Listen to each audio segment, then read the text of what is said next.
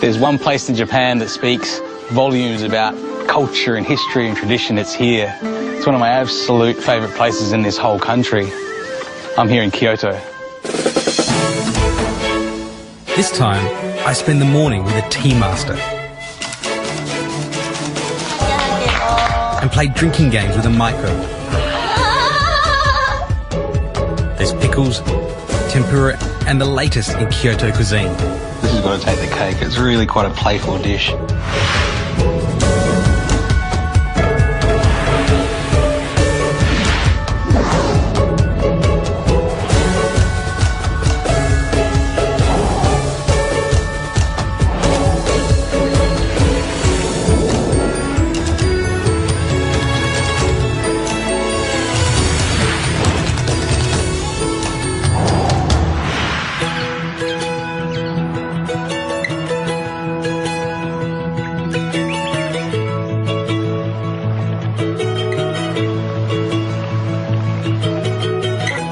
Kyoto plays such a hugely important role in Japanese culture, and it's because during the time of the Muromachi period, this was the capital of the country, and it was a time of cultural renaissance. The things that we know of Japanese culture today, like Noh theatre and calligraphy and architecture, were all being born just all around here.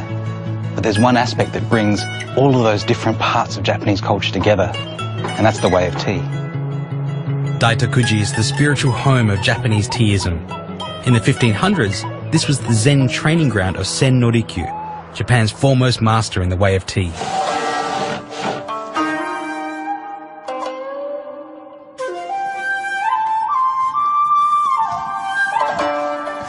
The small doorway to enter the tea room meant no armour, weapons, tools, or other accoutrements of status could be carried in. And this ensured that everyone from the highest samurai to the lowest peasant came to tea in the same way.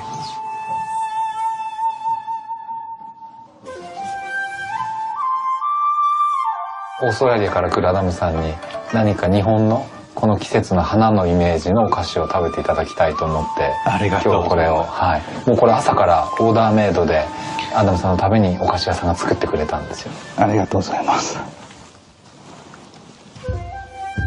Soshin Kimura is an aesthete, writer and tea master who has followed the way of tea for most of his life. 甘いものはお好きなんですよね。もちろん。Every detail is a deliberate part of the experience, from the choice of calligraphy and flowers to the movements of host and guest. Even the alignment of centuries-old cups and utensils, everything is a part of the atmosphere for this one unique moment. ちょうどアダムさんがお席に入った時にまだ花が濡れてたでしょ。あれはアダムさんを迎えるためにちゃんと花につゆを打ってお迎えしてたんですよ。ありがとうございました。They say that the soft and sweet wagashi prepares your stomach for the bitter and frothy green tea. Master Kimura moves gracefully and fluidly, and every move is practiced and precise.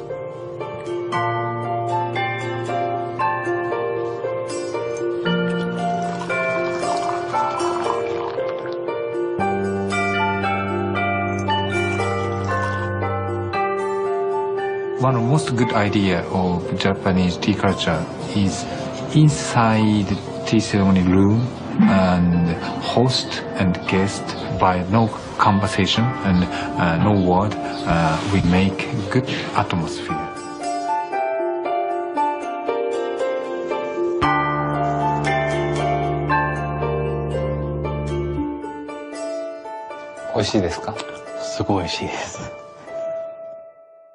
For me, the chance to take tea with a true master has been both exciting and inspiring.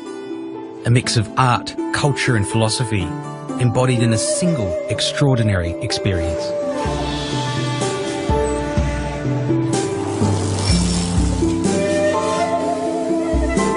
The traditional sweets, or wagashi, for today's ceremony were created by Hironori Takaya from Juko, and he's kindly agreed to share some of his techniques. It's almost like impressionism in art in a way, because each of these individual pieces have a story behind them or an inspiration. This is a raft of flowers, and the inspiration is cherry blossoms that fall onto a river and form into a raft and get taken downstream.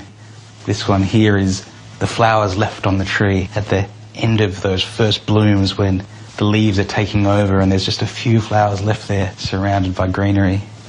These two here though, they're really special. They look fantastic, and this one is the azaleas with their roots grown into a rock. And when you look at it, that's exactly what you see. You see these flowers and a rock that they're attached to. Behind all this creativity, most fresh wagashi start with a simple white bean paste shiroan. White beans are soaked for 12 hours, then drained and boiled in fresh water, skimmed and rinsed 3 times.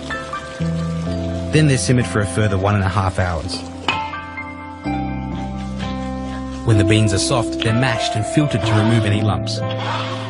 Then excess liquid is squeezed out.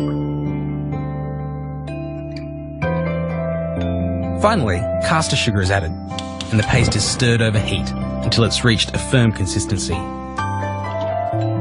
The outer layers are made from nerikiri, the same paste coloured, mixed with rice flour and steamed. And here's where you can explore your inner impressionistic artist. And this one here, this is a banquet of flowers. The idea behind this one is a ball of yarn that weaves together the colours of late spring. It is the end of the blossom, but also those first green parts of a meadow. And it's very, very clever, and it just looks fantastic. It's quite lovely. It's very soft and not as sweet as a Western dessert. That bean paste that makes up the major component of this dish is something I've grown up with, so this has a very familiar taste to me. That's soft, and it's... You feel like you could eat 5 or 6 of these, but you know you probably shouldn't.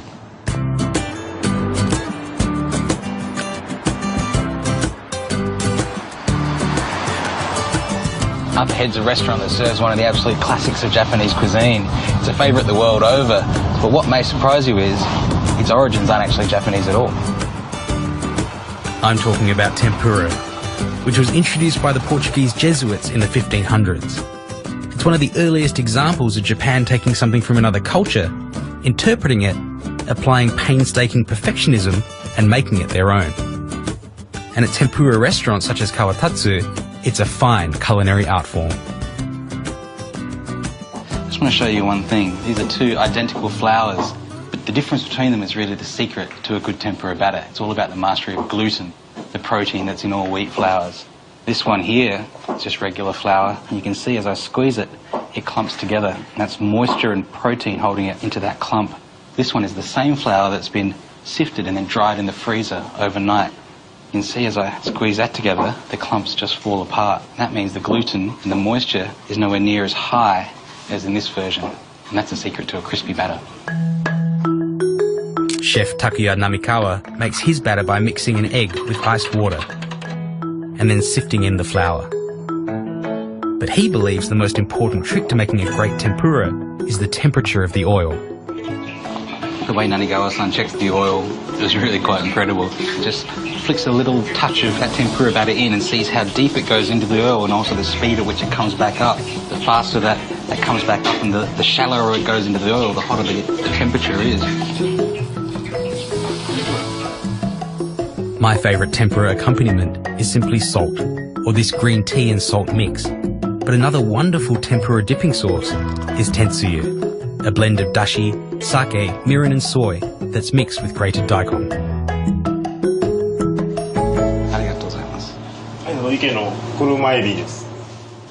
These are prawns that have been cut so that they stay straight when they are fried and they don't curl up. And these are the heads. The heads of the prawn with the legs attached to them in that very light tempura batter.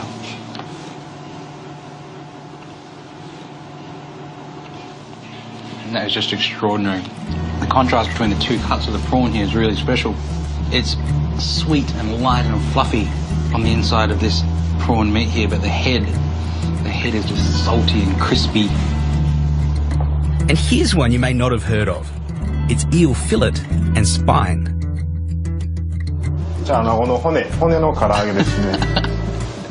That's great.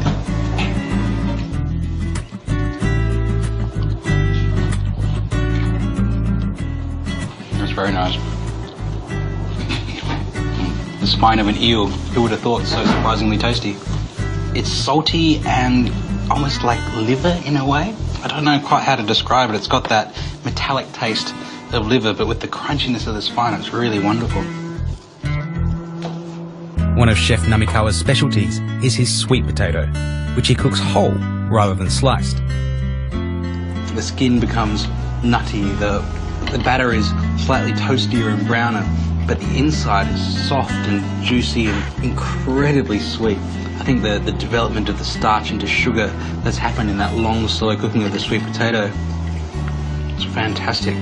Quite amazing, really. You know, the more I travel through Japan, eat different things, and every day, every moment, my perception of Japanese cuisine and the way I approach it, the way I taste it and eat it and cook it is changing.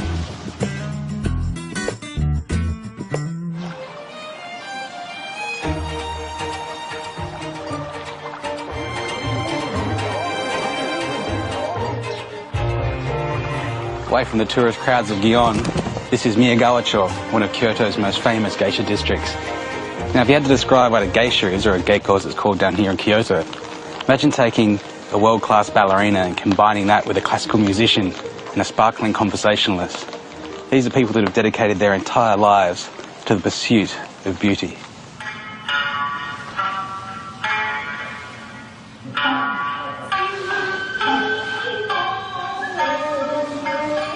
"20-year-old Fukukimi is a maiko, an apprentice geiko who's now in the final year of her studies.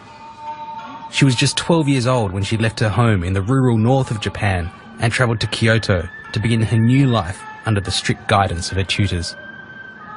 The first year was spent studying speech and etiquette, and since then she's been devoted to the study of the arts. テレビの番組やったり、地元の方に舞妓さんが来てくれはって、その踊りを見て憧れてなりたいなと思いました。もうすごく綺麗やなと思って、自分もこんな風に綺麗なお化粧してお着物を着て踊ってみたいなと思いました。 Next year, Fukukimi will become a geiko, and for a girl who was born in a small country town, it's a dream come true. でも芸妓さんに慣れてたら舞台にたくさん出させてもらってやっぱりお三味線好きで入ったのでやっぱり地方さん言って、お三味線を弾いてくれはるお姉さんなんですけどお座敷でお三味線も弾けるようになってたらいいなと思います。 It's difficult for Westerners to understand what a geiko or geisha actually does in Japanese society. But whether at a wedding or an important business dinner, they exist solely to provide grace, beauty and elegance to everything they touch. I've been invited to experience something Japanese high society usually pay thousands of dollars for. This is an ozashiki, a geiko party. A geiko, or a maiko, like Fukukimi-san here, is here to serve us drinks and to engage in conversation. And these name cards here, almost like business cards, they say that if you put it in your wallet and keep it there, it's going to attract lots of money.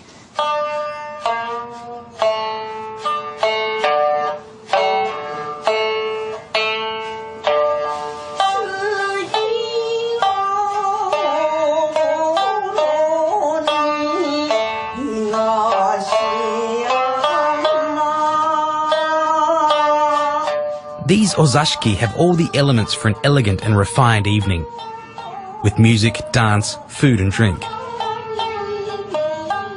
But in the pursuit of fun, there's always an opportunity to let your hair down. And so geiko are also masters of another age-old art, drinking games. The difficulty with this game is you have to tap the box with either an open hand, or you can take the box and then you have to tap the table with a closed fist, and if you get it wrong, then you're in real trouble.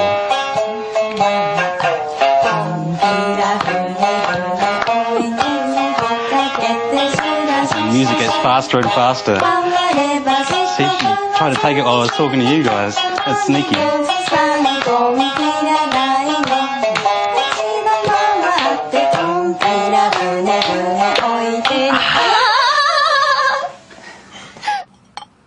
お兄さんのちょっといいとこ見てみたい。絶対うんと言わせない。それのめのめはけはけのめのめはけはけお兄さんはお強い。That's the classiest skull I've ever heard. ありがとうございます。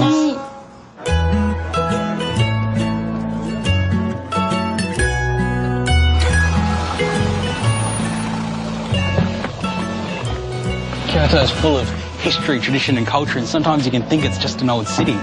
But this restaurant here takes all of that and turns it into something that's very modern and also a little bit fun. Masayasu Yonemura has earned Michelin stars for both his Tokyo and Kyoto restaurants. His culinary style employs Japanese and French techniques, but his inspirations come from the seasons and a desire to entertain. 料理っていうのはやっぱり楽しい、やっぱり作り手も楽しなかったらやっぱりダメなんですよね。で、作り手が楽しくなかったらやっぱりお客さんは楽しくないですよ。はい。Here's just a taste of what's on the menu right now.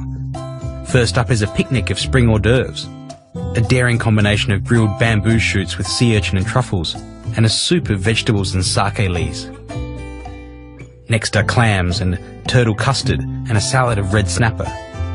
And this version of sushi is really something. I've heard of quite a few modern interpretations of sushi before, but this has got to take the cake. It's really quite a playful dish. Masayasu begins by creating a loose risotto. 70% boiled rice is finished off in a small pan with court bouillon. Broad beans are added, then cream. A fillet of eel is steamed, rested and then blowtorched until well toasted. Foie gras is seared in a hot pan until crisp. And the dish now comes together, with the eel being placed over the foie gras and put onto the risotto. It's topped with the red wine veal jus, a sprinkle of sansho pepper, and nori seaweed.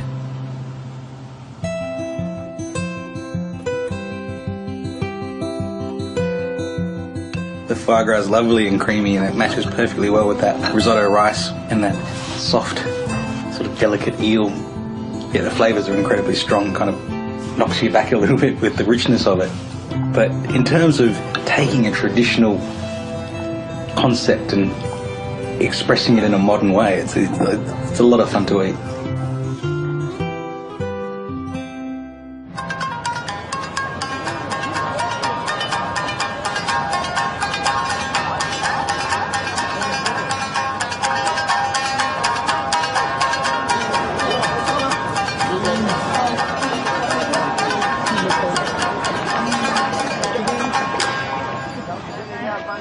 If there's one thing that's completely underrated in Japanese cuisine, it's these pickles. 1,000 different varieties done 1,000 different ways. And Kyoto is the home of pickles.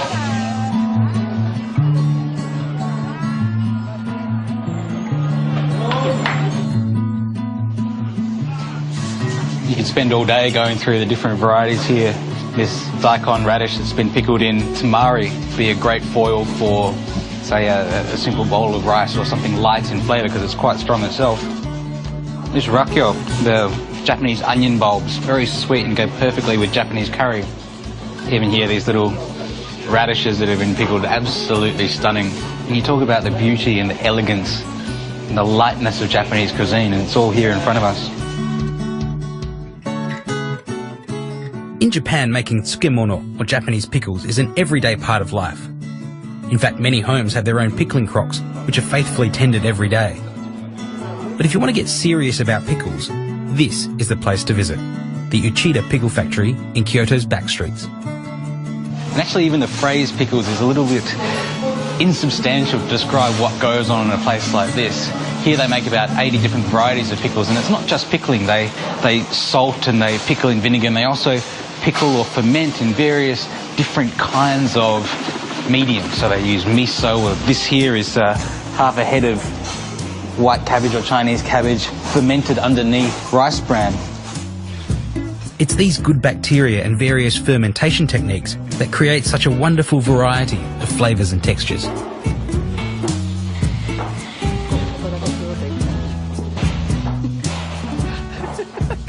The thing about this process is it's all hand done, it's handmade, and every daikon's a different shape, it's a different weight, different texture. And so with each batch that comes in, the head pickle maker here will individually look at how much salt each one needs, how much it needs to be pressed. These are all hand cut on board so they can be measured to the right size for the daikon. It's taking somebody's care and intuition for making a product rather than just throwing it through a factory so that everything comes out the same at the end. It's using that art to produce something that's unique every single time.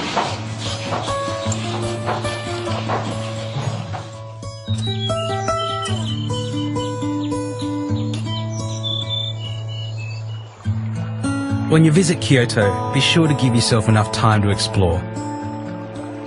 This is the city where traditional Japanese culture is so beautifully refined. It's always impressive but never gaudy. Constantly surprising but never shocking.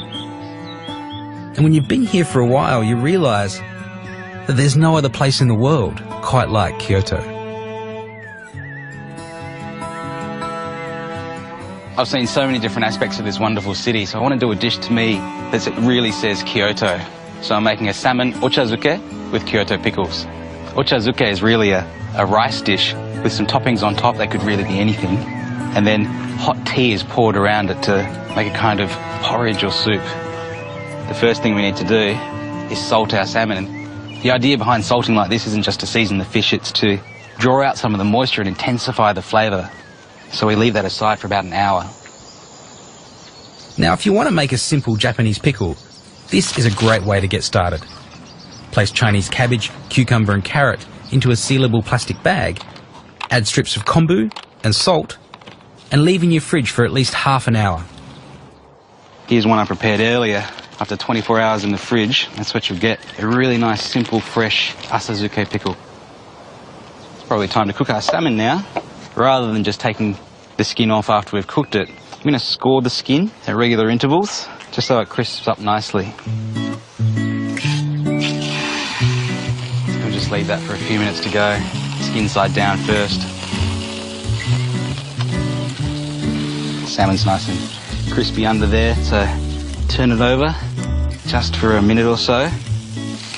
Usually salmon for a lot of Japanese dishes, and particularly for ochazuke, is cooked all the way through, and that dry texture works with an ochazuke because you've got the liquid being poured over it. But I prefer to cook it so it's just still slightly gelatinous inside, just cooked through, and we've got a nice crispy skin on it. Take our salmon out now. Just try and soak up some of the excess oil and some of this absorbent paper here. Uchida-san's giving me a really beautiful array of colourful pickles here. This is a mountain potato that's pickled with a touch of wasabi. And this one, this is a local Kyoto root vegetable that's been pickled with some sakura leaves, cherry blossom leaves, so it's slightly pink. These are sometimes called breakfast radishes. And of course I can't forget about my own pickle as well. Wasabi's a really great match with salmon, so it's going to grate some fresh wasabi as well. And I'll place it just next to our pickles there. And this here is mitsuba. It's sometimes called trefoil. It's kind of a halfway between a vegetable and a herb. It's got a really wonderful, pungent aroma. It goes really nicely with salmon. Take a few slices of that. The stalks as well as the leaves, they've all got flavour. This is salmon roe. And to dress that, I'll just put a couple of teaspoons of soy sauce and mix that through. Give it a light salting. Now it's time to flake up our salmon. Just break that apart with my hands. A lot of Japanese dishes don't really use the skin of the salmon, but I think it works really well in ochazuke. Now for the tea. This is sencha. It's a nice high-grade green tea, and I've chosen this because the colour of the green tea and the orange of the salmon will look really nice together, but it's also got a wonderful flavour that will match really well in this ochazuke. And from there we can start to assemble our ochazuke. Top of our portion of rice. Scatter around some of our mitsuba. Over that some toasted sesame seeds. Our rice crackers, or kaki. Great texture for this kind of dish. And then our flaked salmon on top of that again. Just a spoon of our dressed salmon roe. in there. Some finely sliced nori seaweed just to garnish the top. And that's all the dish is really. Salmon ochazuke with Kyoto pickles.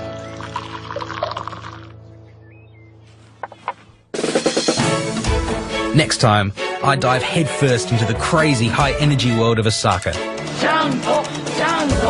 There's sumo, baseball, It really doesn't get any better than this. the world's best blades, I might just put that back or I drop it on my foot. and the fine art of Japanese street food. I have to say, takoyaki is one of my favourites.